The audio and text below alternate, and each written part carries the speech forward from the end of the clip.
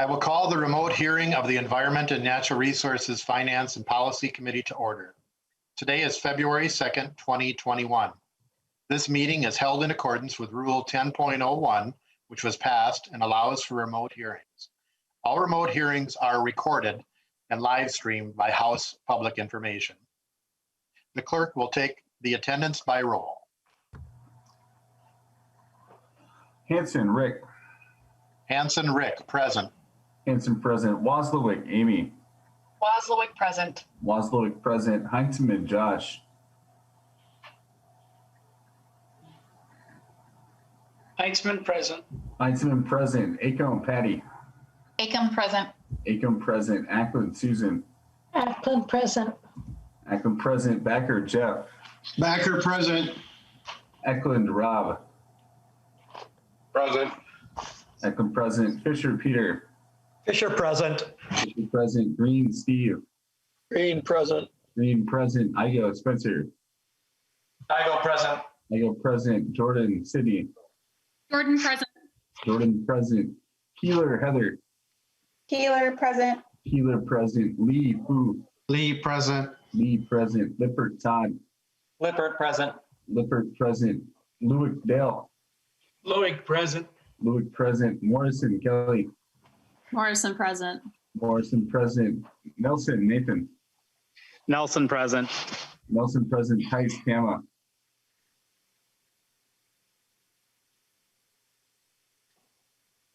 Tice, present. Tice, present.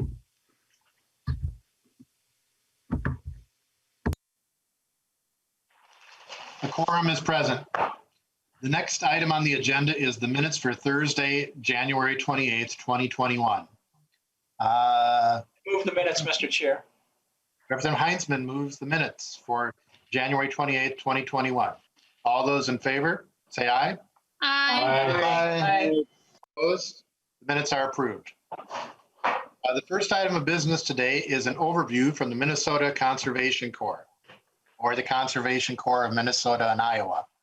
And we have Mark Murphy, the Executive Director, and Hollis Emery, the Program Director, here to present. This will take about 20 minutes, members, and then we will get to the bill. So, Mr. Murphy. Hello, Mr. Chair. Thank you for joining us. It's a pleasure to be in front of the committee again. I was here a couple of years ago, fresh into my seat, so I was a little bit green around the ears. No pun intended there. If you could just state your name and position for the record. So. Yes, Mark Murphy, Executive Director, Conservation Corps. And would you like Hollis to state her name at this time too? Yes, please. Hollis Emery, Program Director for Youth and Individual Placement Programs. Welcome. Proceed. Terrific. We're thrilled to be here today. It's an honor to be here. We thank the committee for inviting us. Hollis will be speaking briefly about our programs, but I want to begin with a very brief overview for some of those who may be new to the committee. The Conservation Corps has a very rich history, 20-year history as a nonprofit, but its history dates back even to the 30s of the time of the Civilian Conservation Corps. For many years, different variations of the Conservation Corps existed within the Department of Natural Resources here in Minnesota. Many Minnesotans, many young people and their parents are aware of the Conservation Corps through our program, our summer youth program that's been around since 1985. So we have a long history. Today, I'll bring up my slides, share my slides.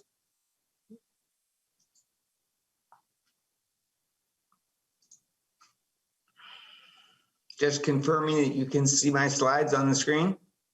Yeah, thank you. Today, we have a mission to engage youth and young adults in meaningful service, leadership development, and environmental stewardship. Since we last met 2 years ago, our committee, our board developed a new strategic framework, and we have added a vision that talks very succinctly about what we seek to achieve, our long-term vision, which is very relevant to today's challenges that we see in our communities and that we see in the outdoors and we see in natural resources. A world where everyone has equitable access to nature, where they are equipped to succeed in career and life, and is empowered to make a difference in conserving natural resources. Our programs serve 18 to 25-year-olds. My colleague is going to talk about it. She's the director of youth and individual placement programs, but she will give you an overview of a brief overview of our programs and some of the accomplishments we've made over the last 2 years with your funding. Hollis? Ms. Emery, proceed. Thank you, Chair. Thank you, committee members, for your time.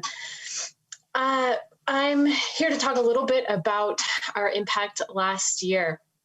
A common theme of our programs is environmental stewardship and work readiness. And so to the point of environmental stewardship, we, together, our AmeriCorps members, our youth, completed over 59,000 acres improved and restored. So that's going to include habitat restoration, work that may include prescribed burns. We do invasive species removal and really work on quite a bit of rain garden installation in the vein of protecting our water quality. We improved or constructed over 3,000 miles of trails. So a very important aspect of our work is improving and the access to recreation here in the state of Minnesota. And then you can see that we completed over 10,000 hours of surveying and data collection. And this is going to include acres mapped, surveys that help our land managers make more informed decisions. And we planted over 100,000 trees and shrubs. In terms of the work readiness piece, we engaged over 714 members over the course of those 2 years. So that's over 500, almost 600,000 hours of service that our program has facilitated. And close to 81% of our participants feel better prepared for their next position. 89% have developed those workforce readiness skills. I think, Mark, you could move. So this shows some of those activities that I've discussed, just in a bit of a breakdown to show. Habitat improvement is really a large part of what we do. And you can see the trails and waterways, that improvement of access to outdoor recreation.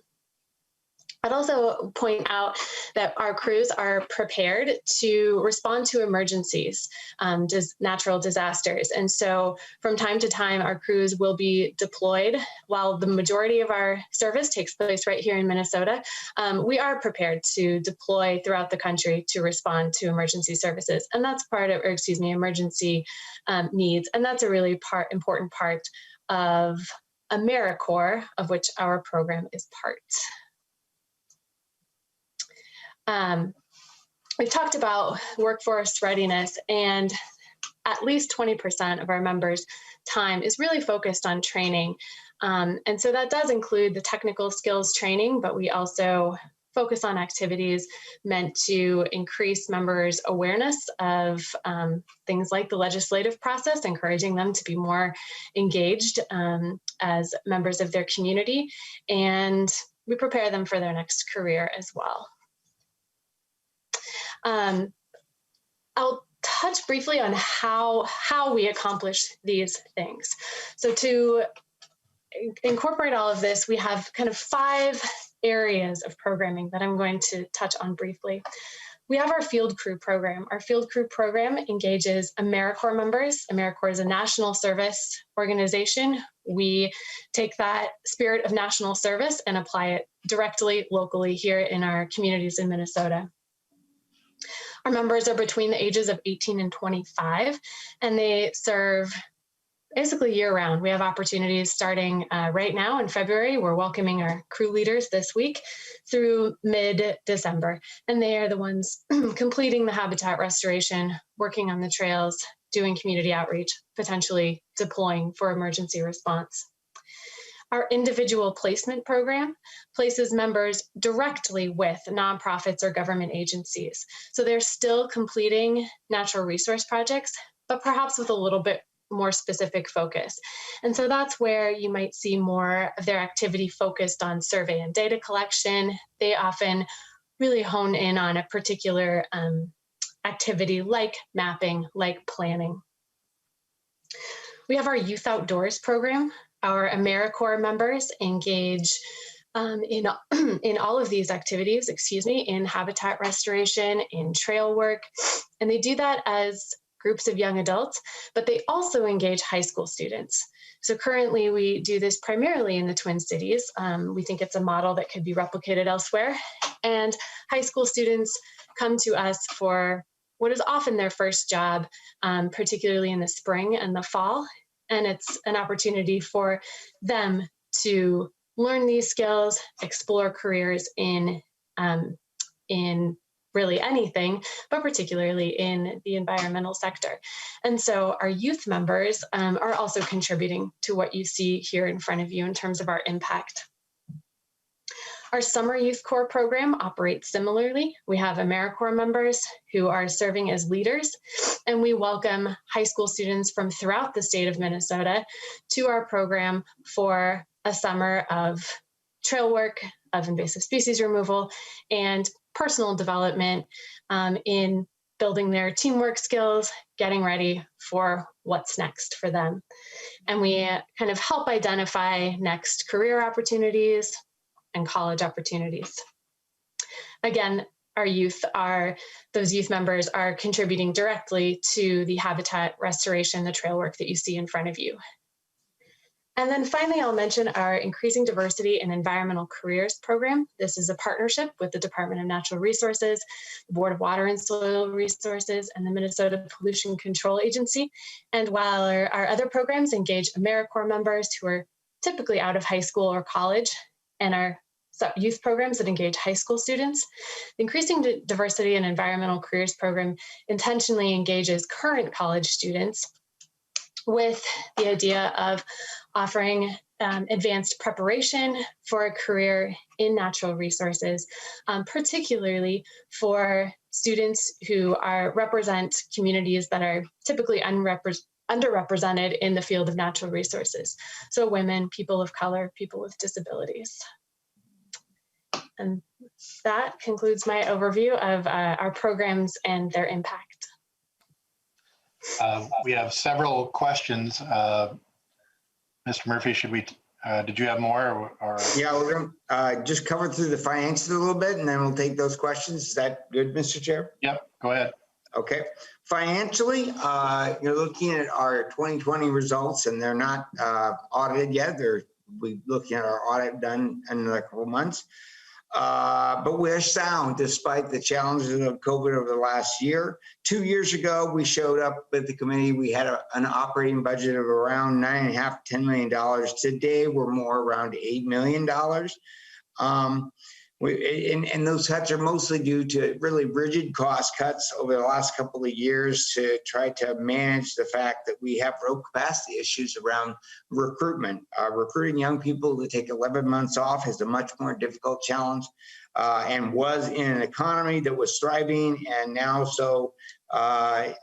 it is a different environment. Our fundamentals, though, are pretty much the same. About 10 to 12% of our budget comes from the state. We're up to 14% this year, as the pie chart shows, because we have this diversity program that Hollis was speaking about that is passing through scholarships and fellowships for the students that are involved.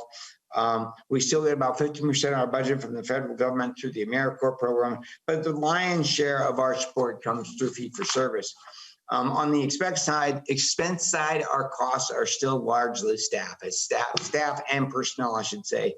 The cost of the Corps members and the youth members that serve, again this year, because we had to suspend our operations for a period of time last spring when COVID was just getting started, and we had to pause our youth programs this last year.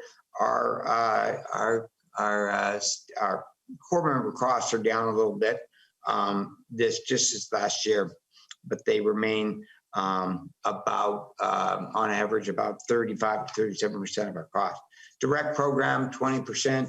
The big change there was probably this year that we're added COVID costs, transportation costs were up because we couldn't pile all our crews in the same vehicles. We had to really branch out and have more vehicles to distribute. But we were able to be operational all year long, except for that suspension in the spring.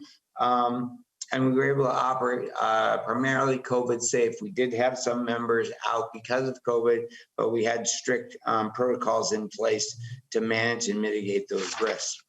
From a probation side, we're here really because we want to get continued support for the really critical annual operating we get from you per year or on a biennium basis, and the natural resource dedicated funds dollars that we get for doing dedicated work on motorized, non-motorized trails in parks and forests. And then we're, of course, thankful to the legislature where their support comes to legacy amendment funds to fund partners like the DNR and Bowser to support project work within their regions on a contract basis with us through our fee-for-service program. And finally, I just want to call out, as we look forward, there are themes that we think we'd love to be in partnership with the legislature and the agencies that we work with in terms of the challenges that we face. Certainly, ensuring our operations resiliency this COVID year as we go through the pandemic and hopefully see a brighter day by the spring or the summer, and we are able to mitigate any additional risks and exposure there. Recruitment, I talked about it last time. It continues to be a challenge. Addressing the barriers that we have to attracting students to come in, young people to come in and participate.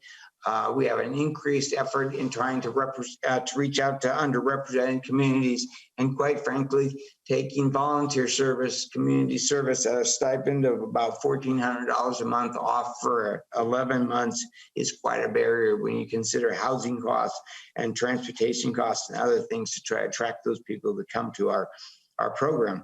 So we continue to work against those, but it is challenging.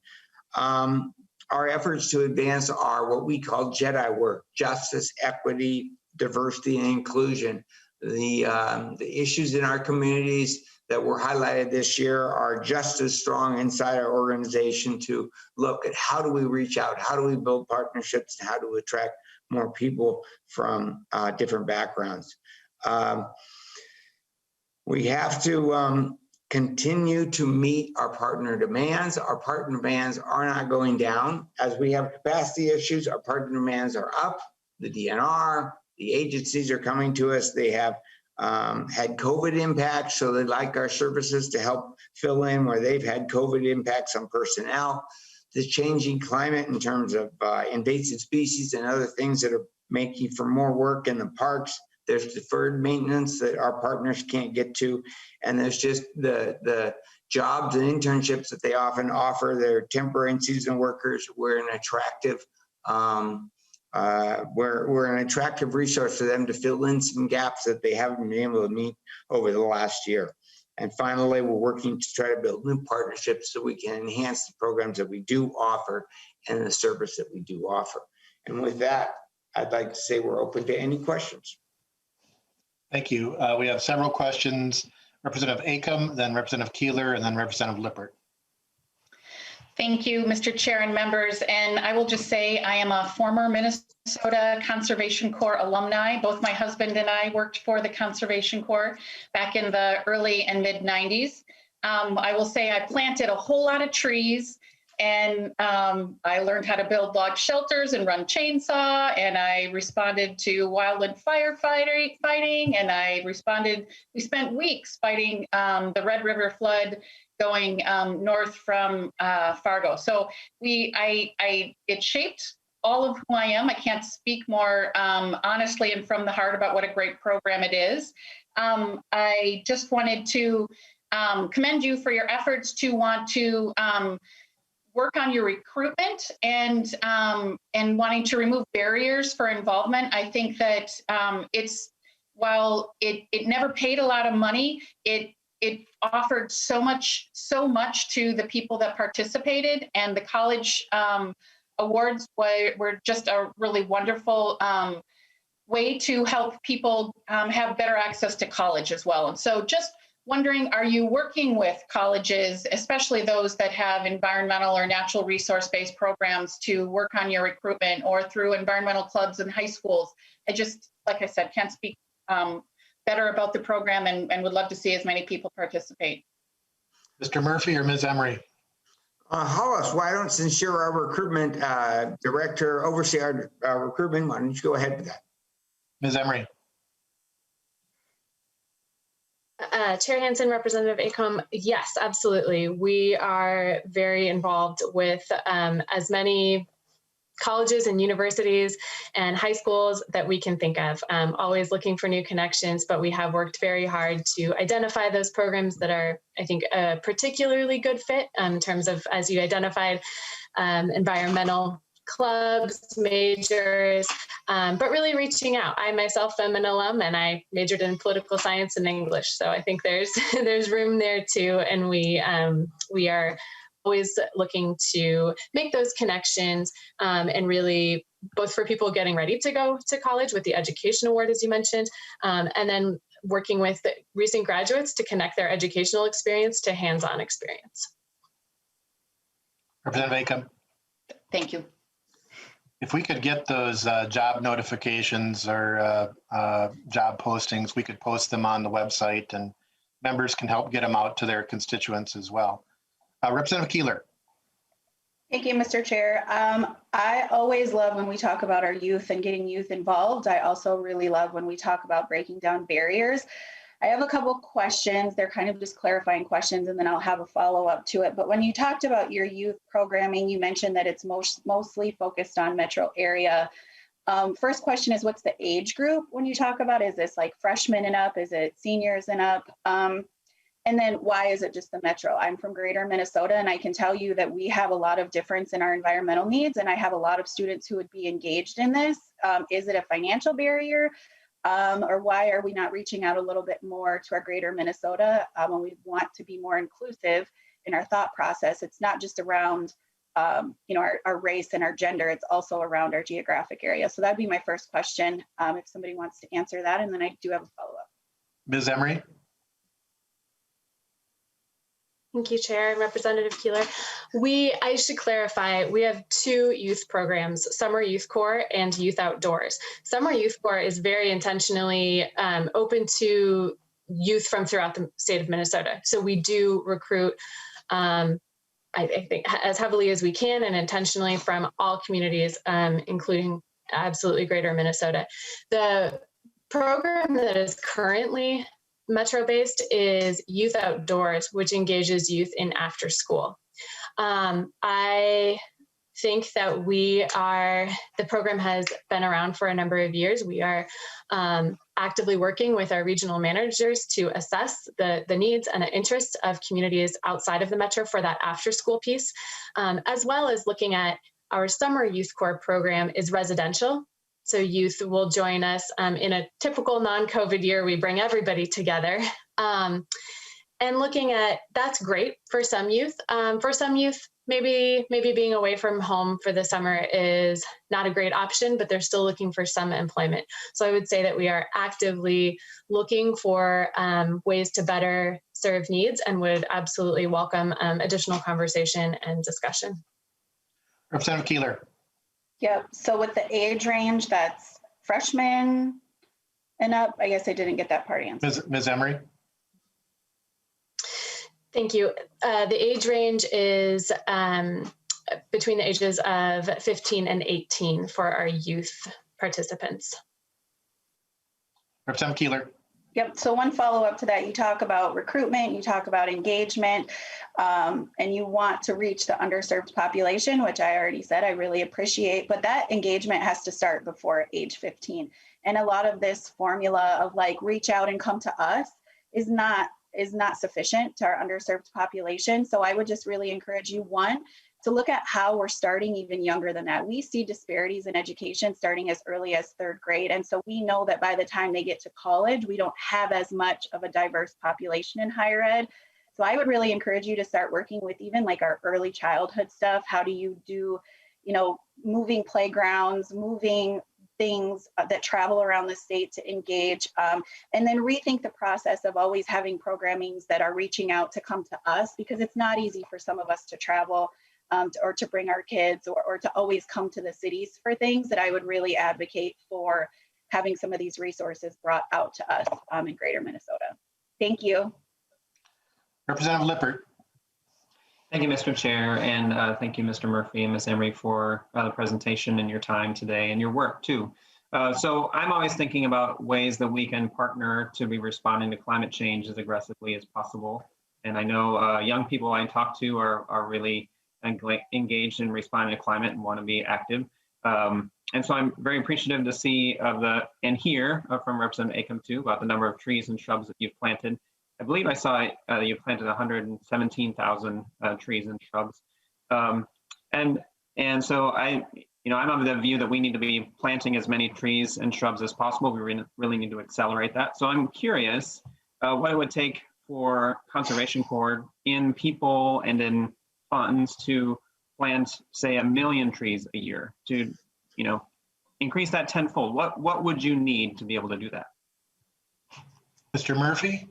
Yes, I'll take a stab at that. Well, our tree planting and shrub work is driven partly by what our project partners have required for us to do. So we work with, for example, Three Rivers Park District. We work with Minneapolis Mississippi Park Connection. We work with DNR regional staff all around the state and state parks. And we do, habitat maintenance and tree work in all those settings based on their needs and their desires. We partner with a number of nonprofits on those tree plantings. We work with those nonprofits on volunteer tree plantings. To increase that would require us to speak with a collaborative group of partners who would be interested in doing that, whether it's Metro, and I love what the previous representative was saying about make sure we get to Greater Minnesota, out of the cities. So we could come back to, but many people have talked to us about 1 million tree initiative, and we would love to be part of that in conjunction with the partners that we work with already. Representative Lippert. Thank you, Mr. Chair, and thank you, Mr. Murphy, for that. So it sounds like we need to keep talking about that with as many folks as possible to bring as many groups on board to be able to accelerate this efforts for tree planting. So excited to work on that with you. Mr. Chairman, I just Mr. Murphy.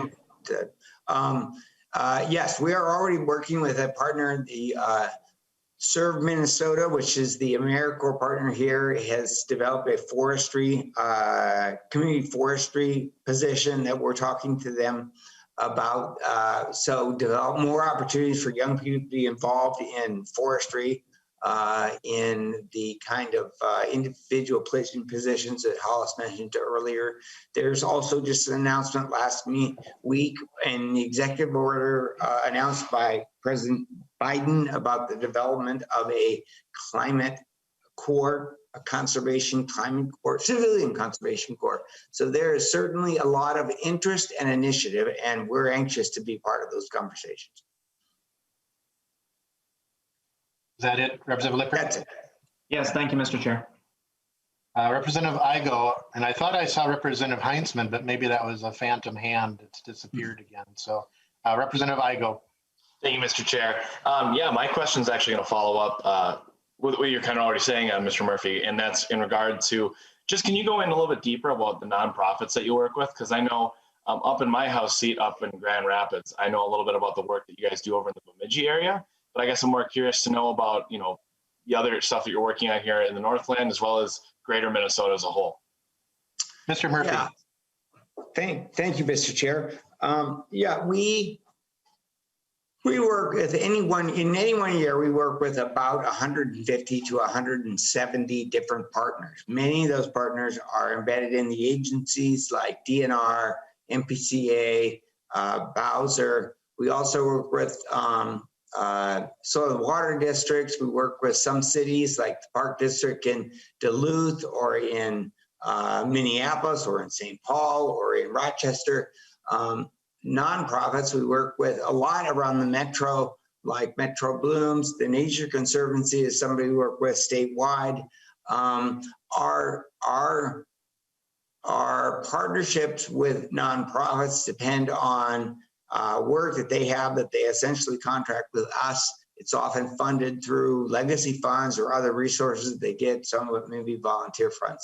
I would say that about of the 150 partners we have a year, I would say maybe 10 to 15% are nonprofits, and many of the rest fall into state, local, agencies. And statewide and in northern Minnesota, a lot of the work that we're doing is linked to the district staff of the DNR and those agencies serving them up there, the forestry department on wildfire issues. So it's very linked to the DNR work we do. Representative Weigel. Yeah, so thank you, Mr. Murphy. Yeah, and thank you for going into depth on that a little bit more. One of the projects I guess I was hoping to learn a bit more about is when you had over in Bemidji, the Conservation Corps worked with a nonprofit food shelf, and the project was to put food, in that food shelf. And I thought that was a great idea. So, any way to incentivize that kind of work that you guys do, I thought that was great for our rural communities, putting fresh produce on the table for those in need in our communities. So thank you. Yes. Representative Lee, final question. Thank you, Mr. Chair and Mr. Murphy. When you're talking about your partnership with other units of government, I'm curious to know what is the relationship between the work that you're doing and possibly some of these local units of government participating in the bonding dollars that we put in. Specifically, in October, we put in, I believe, $1 million for the Shade Tree program. I'm just curious, are you receiving some of these benefits through the partnership that you have? Mr. Murphy. I would say I'm not aware of it, but Hollis is working with some contracted partners that may be. So Hollis, do you have any knowledge? Ms. Emery. Thank you. I would say not directly in terms of receiving the funds. However, we do work with a number of local government units. I'll say, right here, for my part in sitting here in St. Paul, we work with St. Paul Parks and Rec. We work with the Minneapolis Park Board, Dakota County Parks and Rec. So it's potentially possible that some of those units receive some funding and then choose to work with our crews to implement the work. And I think we would just need to kind of follow up with them to see if there's a direct connection. But our local government units frequently put together a variety of funding sources in order to work with our crews to get the project work completed. Representative Lee. Thank you, Mr. Chair. Just closing a comment. Just wanted to encourage you to, definitely reach out to the local units of government and see what can you do. We know that we're putting in bonding dollars for tree planting program and whatnot, and I think that this is definitely something that our youth, the youth that you're working with, throughout the state, that could actually participate in. Thank you. Thank you, and thank you, Mr. Murphy and Ms. Emery. Good presentation, and we will continue to look at this priority item. So thank you and the people that you work with. Share our thanks out to everybody. And if you can get us those job notices, we can maybe help do some recruiting. We're happy to do that, Mr. Chair. Thank you very much to you and the committee for having us. We enjoy doing this and welcome us back. Ask us to come back anytime you have questions. So thank you very much. Have a nice day. Thank you. And with that, I'll hand the virtual gavel over to Representative Wozlawik, and we will take up House File 151. Thank you, Chair Hansen. Would you like to move your bill? Yes, Madam Chair, I would move that House File 151 be recommended to be re-referred to the Ways and Means Committee. Okay, Chair Hansen has moved that House File 151 be recommended to be re-referred to the Ways and Means Committee. Representative Hansen, two-year bill. Thank you, Madam Chair. Members, this bill is the 2021 LCCMR recommendations, the Legislative and Citizens Commission on Minnesota Resources, and it includes 88 projects totaling $70.88 million in FY22 from the Environment and Natural Resources Trust Fund. I have the Executive Director, Ms. Becca Nash, here to do a walk through the bill and answer any questions. Ms. Nash. Ms. Nash, if you would identify yourself for the record, and then you can walk us through the bill. Madam Chair, members, good afternoon. I'm Becca Nash, and I'm the Director of the LCCMR, the Legislative Citizen Commission on Minnesota Resources. Thanks for the opportunity to be here today. The Environment and Natural Resources Trust Fund is a permanent fund in the state treasury that was created through constitutional amendment to support activities that protect, conserve, preserve, and enhance Minnesota's air, water, land, fish, wildlife, and other natural resources. It's funded with 40% of the annual proceeds from the Minnesota State Lottery, as well as income generated from investments managed by the State Board of Investment. LCCMR is responsible for making recommendations to the legislature on how ENRTF dollars are spent, and then for conducting oversight of those approved projects and their associated expenditures. The LCCMR is made up of 17 members, 5 senators, 5 representatives, and 7 citizens, and it's supported by nonpartisan staff, including Michael Varian, Corey Layfield, Roy Anderson, Diana Griffith, and me. The amount that is available for annual spending per the Constitution is up to 5.5% of the value of the fund on June 30th of the even year before the start of the biennium. So the amount that's available for fiscal year 22 and 23 is $70,881,000. The projects that are before you today are the result of a multi-stage competitive process. In response to our 2021 RFP, we received 329 proposals, requesting approximately $240,000. From that, 101 proposals were invited to present to the commission. We had 5 days of proposals, and from that group, 88 projects were recommended and included in the bill you see today. So we've included in your packet some pie charts that show the breakdown of the recommended projects based on the priority area, the proposer affiliation, and the geographic area of interest, of impact.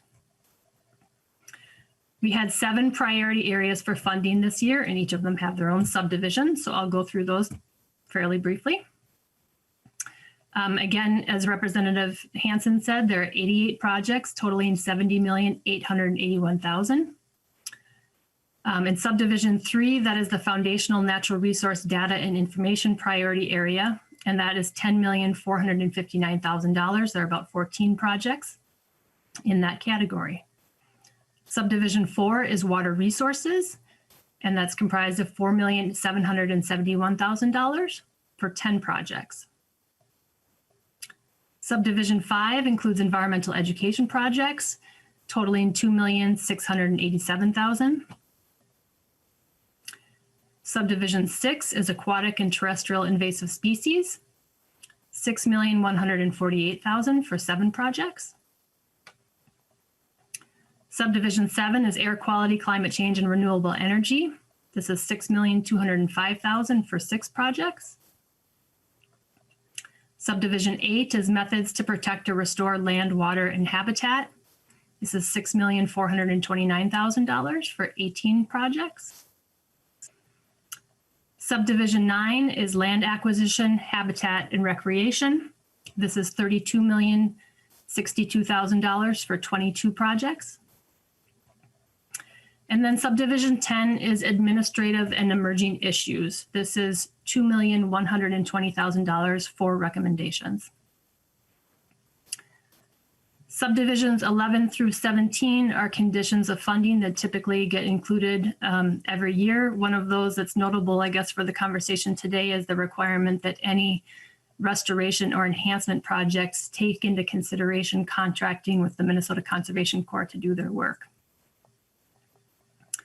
Subdivision 18 is a carry forward section, and this is providing COVID-related extensions for any projects that otherwise would be expiring in June 2021. And this sets out the steps that need to be taken in order for that extension to be put in effect. And this is very similar to the COVID extensions that we passed last legislative session for projects expiring in 2020. I think that covers it for me, and I'm happy to stand for questions. Members, do we have questions? I see one so far. Representative Green, you want to go ahead? Thank you, Madam Chair. Yeah, to the testifier, I do have a few of this, and I could go through the whole bill. I have questions on all the bill, but I don't think we have that kind of time. But I would like to touch on a couple of things just out of my curiosity. On page 15.1, and I'm going to try to not look at my computer because it's too hard to page down through, so I'm going to go off my notes. So if I mess up, you'll have to bear with me. And the air quality, and on 15.1, is there any advancement in this area now, or are you starting from scratch? Ms. Nash. Madam Chair, Representative Green, are you referring to the whole category of air quality, or is there a specific project you're referring to? Representative Green. Well, we can go with this, excuse me, Madam Chair, if we can go with this specific project there, and I'll just go right down the list. But you're looking at for money for Duluth, and it's a heat exchanger for the buildings and the foundation that's to improve efficiency. Do you have that kind of a heat exchanger is what I'm asking basically. Do you have the heat exchanger there, or are you starting new? Because it looks like you're starting something here off of maybe a theory or a plan. Ms. Nash. Madam Chair, Representative Green, my understanding is that this is optimizing an existing technology and it is making it more cost effective for implementation in residential structures. Representative Green. Thank you, Madam Chair. Well, that's my question then. Do you have a plan? Is there something in place right now that you know where you're going, or are you just starting from scratch on this? Ms. Nash. Madam Chair, Representative Green, I believe they are starting with an existing technology and they have steps that they want to test in order to improve and optimize it. And again, to bring the cost down so that it can be more people can be using it. It can be more accessible to more people. Representative Green. And thank you, Madam Chair. And I know sometimes I sound like I'm trying to be accusing. I'm not. I'm really interested in this. I'd like to know what that is that they have there on that heat exchanger. That would be, if for any way you could maybe email, whether everybody or just me, some of the information on that. I think that would be great. But just dropping right down then to 15.7 on the renewable energy flow battery for use in the grids, kind of the same question. Do you have that battery now? Is it working? Are you trying to improve it? Or are you looking at something new there? Ms. Nash. Madam Chair and members, the storing renewable energy and flow battery for grid use project, this would be actually the first of its kind demonstration in Minnesota. I think there's some technology that's available and tested throughout the country. And one of the questions is always, how do these batteries operate in cold climates? So this would be the first of its kind demonstration in Minnesota. It's using flow batteries, which are less expensive materials than lithium ion. They need less energy for cooling. They perform better at lower temperatures and can cycle continuously. So this is testing some technology that's out there, but putting it into a Minnesota situation and testing to see how it works. Well, Representative Green. Thank you, Madam Chair. I'll just double up a question there on that one. Then on a lot of things that we put in now, especially with the renewables coming up, no one really has thought ahead as to what happens when we have to dispose of some of the equipment, whether it be the wind turbines or the batteries. Now, these flow batteries, do you have any idea of the half-life of these batteries? And also, do you have a plan in place for disposal of them when they're done? Ms. Nash? Madam Chair, Representative Green, I would have to look into that. I do not have that off the top of my head. Because, well, there again, too, if you do find that, excuse me, Madam Chair, I'll wait for you. Representative Green, sorry, I had to cough. I'm sorry, Madam Chair, I'm trying to hurry. I've only got a couple more questions here. But yeah, I'd love that information too. Sure. The other thing too, just go right down to 1527. You're looking at ways to stop, I guess, bald eagles from running into wind turbines. Is there anything out there that's proven, or is this something else that you're just going to start looking into? Ms. Nash? Madam Chair and members, I think typically, and this is a research project, and we do an additional step with any proposed research projects as we send it out for external peer review. So we're seeking any experts in the field, and it's usually outside of Minnesota so that we're not creating any conflicts of interest with people applying for the same funds. But we do send it out for peer review. And one of the goals of research is, you know, at times you're testing theories that are already in place to make sure that they are valid. But for the most part, the goal is to create new knowledge and understanding. And it wouldn't be a good use of the researchers' time, or clearly for our funding, to just repeat and discover, conclude things that we already know. So the idea here is to gather new money and build off of any research that's already been done. Representative Green? Thank you, Madam Chair. That's good to know. That would have been one of my final questions. You just answered that as far as duplication goes, because, you know, even on the money here for pollinators, and we all love pollinators, but I still haven't gotten an answer as to how much money we're spending on them, because it seems like we have money in almost every single area that we're putting into them, and I always worry that those are overlapping. On page 16.3, we're looking at so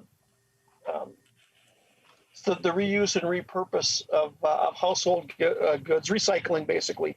And in this area, I'm wondering, have you done a cost benefit on these projects, or are you just recycling to recycle? Ms. Nash?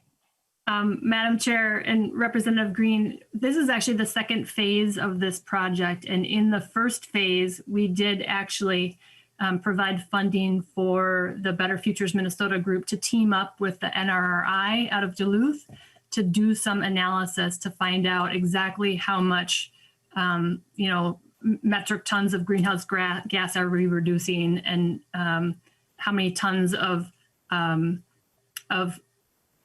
household material that's going, are we diverting from the landfills? So there are actually some numbers to back this up. And for this particular project, they believe that this will avert the emission of at least 11 million metric tons of greenhouse gases, and divert approximately 15,000 tons of unused household goods and building materials from going into the landfill. Representative Green? Okay, thank you, Madam Chair, and thank you for that. On that same vein then, further down and on page 16, you talk about creating jobs. And do you have an estimate on how many jobs that what you're doing is going to create? And will they be self-sufficient and eventually there's not any more public funds needed for them, and that the program itself will actually carry itself? Ms. Nash? Madam Chair, Representative Green, that's a great question, and I'm just trying to look up. We do have an estimate of how many jobs.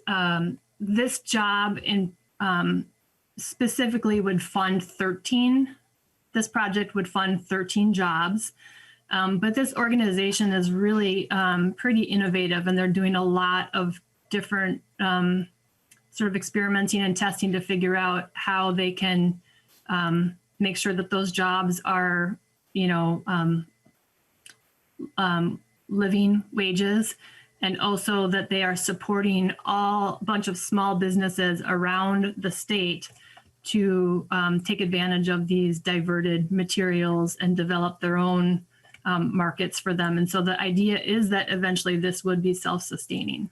And this is one of those instances where the Environment and Natural Resources Trust Fund is almost serving as some venture capital to give them some funds to figure these things out, work it out, and then hopefully it will be spun off and self-sufficient.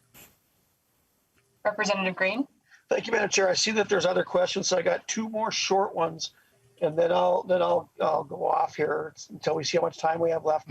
But down on page 18, there you mentioned a cactus, and it looks like we're spending some money on a cactus that's only supposed to grow in certain places. And I'm wondering, can you tell me a little bit about that, and what's the benefit of this cactus that we're going to spend this kind of money on it? Ms. Nash. Madam Chair, Representative Green, that's a really good question. And I think, there's probably, this cactus probably serves a specific role in the ecosystem. But I think there's also just that sense of, wow, this is something that was here in a more plentiful way, and it has been dying back. And there's an interest in protecting and preserving what we once had. And so this is a cactus that has only one known remaining population in the state of Minnesota. It's on the Big Stone National Wildlife Refuge, and then it's on 2 private properties.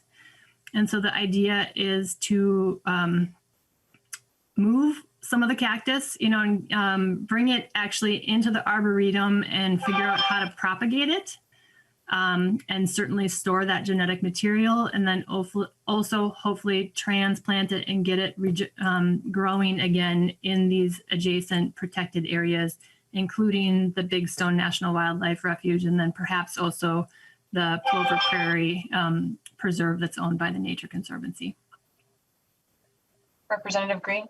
Thank you. And I have one more question, and this one kind of hits close to home to me, and it's down on the bottom of page 18, where it talks about greening or green schoolyards. I'd like to know a little bit about that. And if you don't have all that information today, that's fine. But I would like to know that because one of the things I worry about with my own grandchildren and also my kids had a lot of allergies, and some were very severe. Some of my grandkids have to carry the pens around with them in case they get into trouble. And I would really like to know what the plans are for the greening of these schoolyards, because it seems like it might be a little risky for a lot of different kids, because I know that my family is not an island here in this area. It seems like allergies are becoming more and more prevalent. And so if you have any information on that either today or that you could get me. Ms. Nash. Sure, Madam Chair, members. I think the idea of this project is that there's a lot of playgrounds across the state that are probably consist primarily of turf grass and, maybe some, shredded tires and some jungle gyms. And there's a lot of potential in there to do some more, stormwater friendly, some plantings that not only do better for our earth, but also provide some more exposure for the kids who are out there, recreating, to have some exposure with nature. So this is something that the project managers would be working with some healthcare organizations as well as schools. They've got some great partnerships set up, and they would be, it would be a locally driven effort where there's a sort of a whole design process where the kids and the schools are involved. And then in addition to that, Representative Green, I'd be happy to send you some follow-up information after the meeting. Representative Green, any last? Just one last comment. I hope that you're really careful on this. Even, we talked about pollinators a little bit too. Anything that you do in the way of this greening stuff that brings even pollinators into schoolyards could be very, very dangerous. And so I hope that you keep your eyes open on that. Probably not going to vote for this bill today. There's always things in these bills that, including the land acquisition, that kind of bothers me, and some of the things I don't think are really well thought out before they're stuck in. But I appreciate your answers, and thank you for being here today. Thank you. All right, next up, I see Representative Ackland and then Representative Fisher. Representative Ackland, go ahead. Thank you, Madam Chair. And just a sort of a more general question for Ms. Nash. It seemed like she said that there were 88 projects in this bill. Is that correct? Ms. Nash? Madam Chair, yes, there are.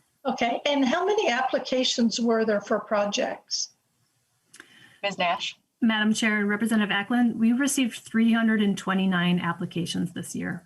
Okay, so that brings me to my question, which is if an organization or an entity applies for money from this organization, then, and they're not selected, the next year, do they start over, or is there some sort of lottery system, and do they move up on the list, or how does that work? Because with so many people asking and only maybe a third of them actually receiving the money, I was just wondering, curious how that works, if they have any hope of ever moving to the top in their request.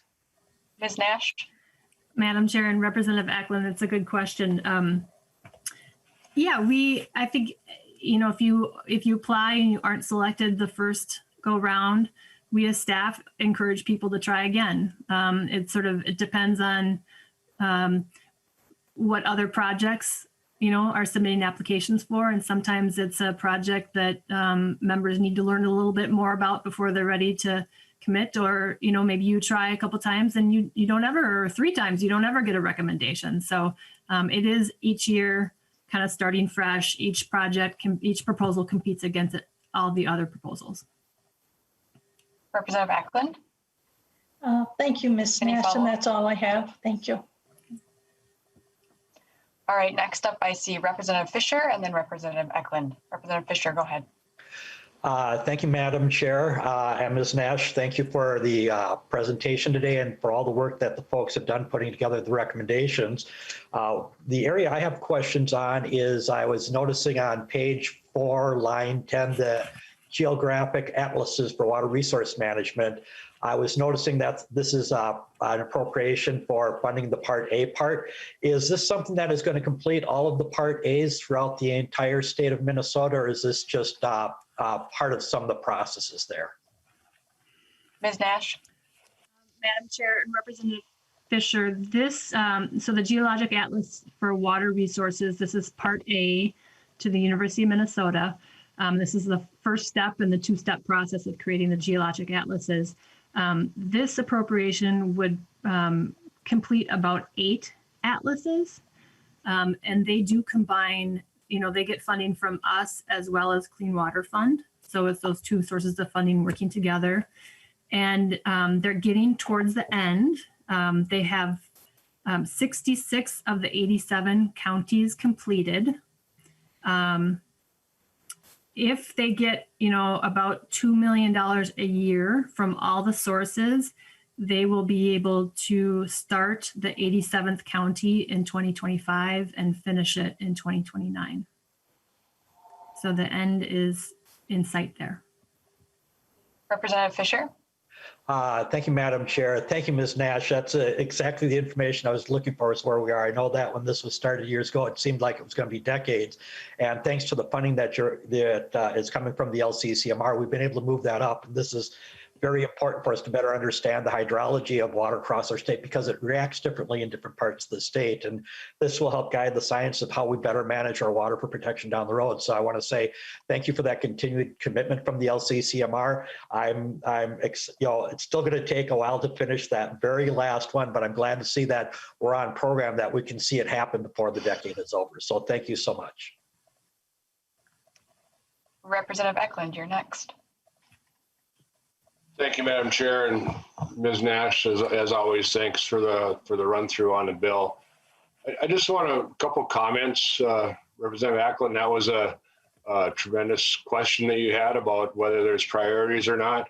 I think what happens, as somebody that sat on this committee for a few years now, is that when people come up with a project proposal after a round or 2 of watching other proposals, they figure out what they have to do to make their proposal strong enough to get noticed, if you want to say. And then the other thing is, once you see it once, you're more apt to remember it the next time around, the next year that Ms. Nash and her staff sends out the 4 binders or 3 binders of books that we have of projects that are coming. So, and I just want to remind members also, this is a non-general fund appropriation. It's from proceeds from the trust fund, and it does a lot of good throughout the entire state of Minnesota. There's a lot of good research. There's a lot of good projects that whether it's fixing up shorelines or whatever, there's a lot of good projects throughout the whole state that and a lot of these groups put a lot of effort into getting this project in front of us. Last year, you heard from Ms. Nash, last year we had over 300 proposals, and then we rated them all, and then I'm not sure how it got down to the 80, but every year we have a big discussion of how many of those proposals we actually want to see. So I'd urge members to vote for this bill. This is a good bill for the state of Minnesota, and I enjoy working on the committee. Thank you. Any further questions from members? Madam Chair. Chair Hansen. I think just following up, this was a unanimous recommendation from the LCCMR, and all 17 members voting for this. It's a good package. I would ask for members to support this. It is also a very varied package. I mean, there's a lot of stuff in here, and whether it's cactus or pollinators or wind turbine research, the little things matter. And our work in scientific research not only helps us, but sets the groundwork for around the country. And so there's just a range of things in here, whether it's having the solar up on platforms so that cattle could walk underneath it, see if we can do a dual role there, or having the research on COVID and wastewater to see if we can better track and find a way of impacting how the virus is spreading. So those are cutting edge research things. Minnesota has been proud on those. We now will have 2 LCCMR bills that have gone through the committee, the 2020 and the 2021. I am hopeful that we could pass those individually through the floor and over to the Senate. I would plead, if not beg, the senators to release their hold on the 2020 and the 2021 LCCMR projects so that we could take these as they are and consider them and try to do what's best for the people of Minnesota rather than leveraging them against something else. So this was a unanimous effort. I would ask for your support. The little things do matter. We are all part of this web of life, whether we think of it or not. We may not realize that we're related to the cactus somehow, but somewhere things are connected. And that interconnectedness is something that we as legislators can have an impact on by funding this research and continuing this effort and doing what's best for Minnesota. So I would ask for your support. Representative Hansen renews his motion that House File 151 be recommended to be re-referred to Ways and Means, and the clerk will take the roll on that motion. Hansen, Rick. Hansen, Rick, aye.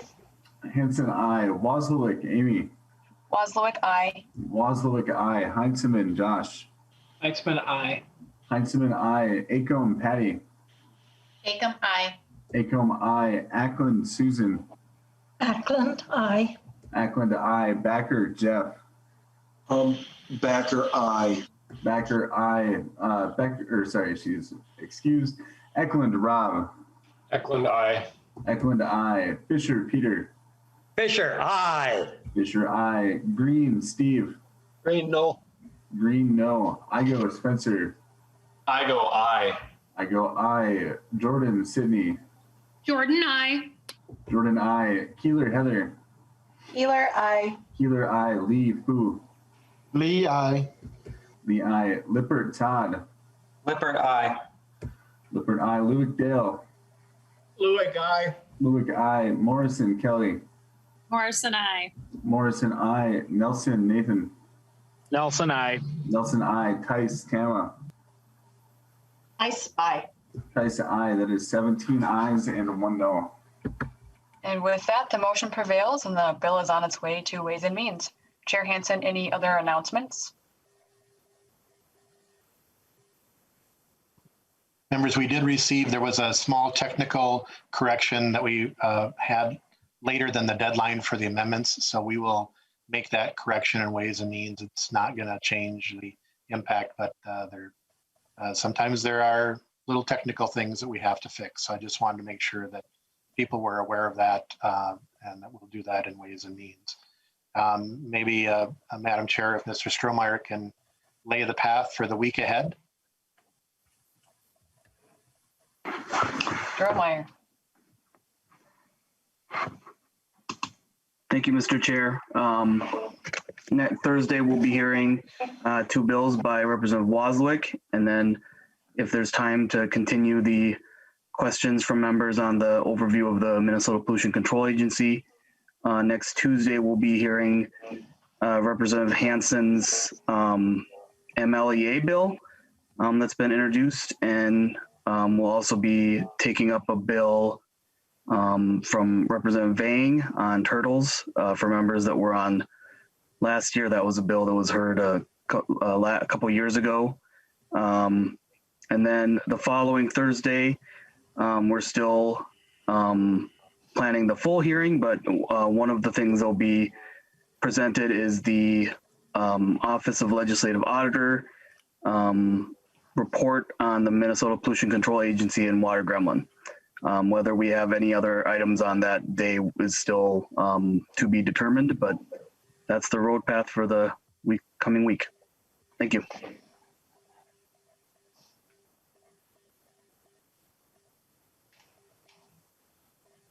Anything else on that? All right, don't see any other announcements coming up. So with that, we will adjourn.